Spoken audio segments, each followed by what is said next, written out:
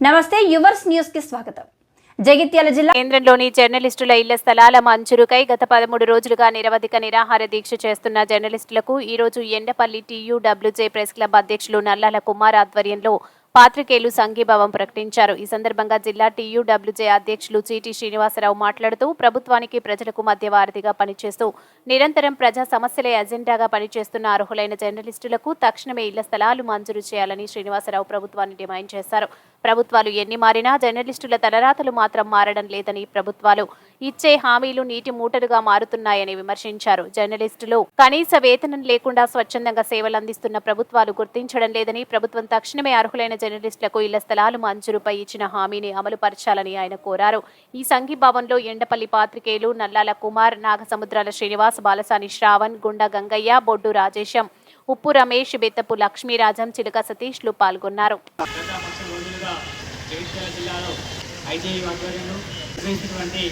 జర్నలిస్టులకు ఇళ్ల స్థలాలు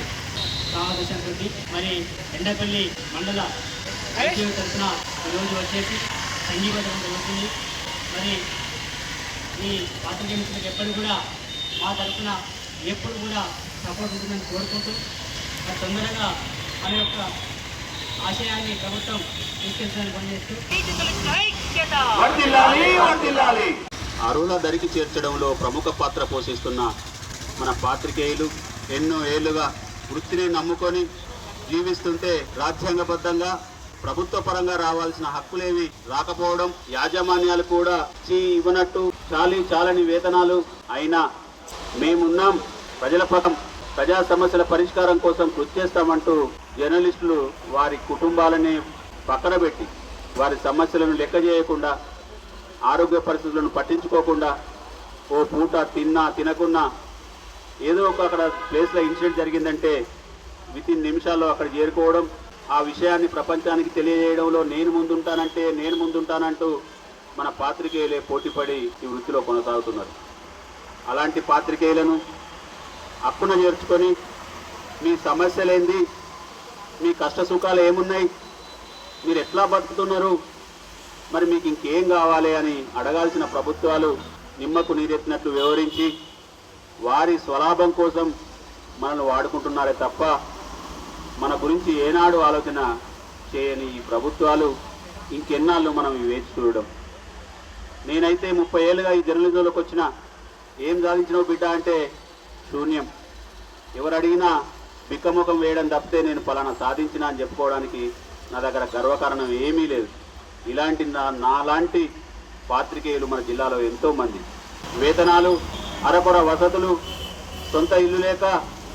అద్దె ఇళ్లలో నివాసం ఉంటూ వచ్చే నెల అద్దె ఎలా చెల్లించేదంటూ మదనపడేవారు ఎంతోమంది ఉన్నారు.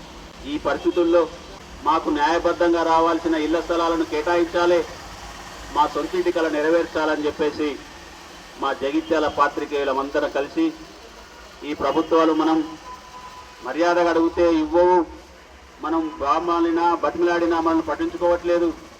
ఇక తాడో పేడో చేసుకుందాం, మరో ప్రత్యక్ష ఆందోళనకు సిద్ధపడదామని చెప్పేసి ఒక నిర్ణయానికి వచ్చి గత పక్షం రోజులుగా ఒక 4-5 రోజులు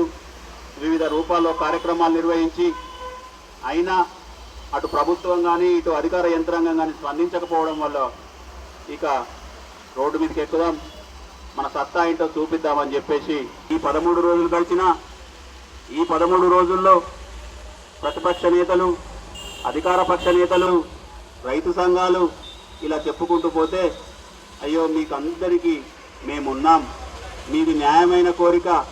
ఇంకెంతకాలం ప్రజా సమస్యలను ఎత్తి చూపి ప్రజా సమస్యల పరిష్కారం కోసం కృషి చేసే పాత్రికేయులకి ఈ కష్టం వస్తే మేమున్నామని మా కష్టాలను తీర్చే ప్రభుత్వాలు పట్టించుకోకుంటే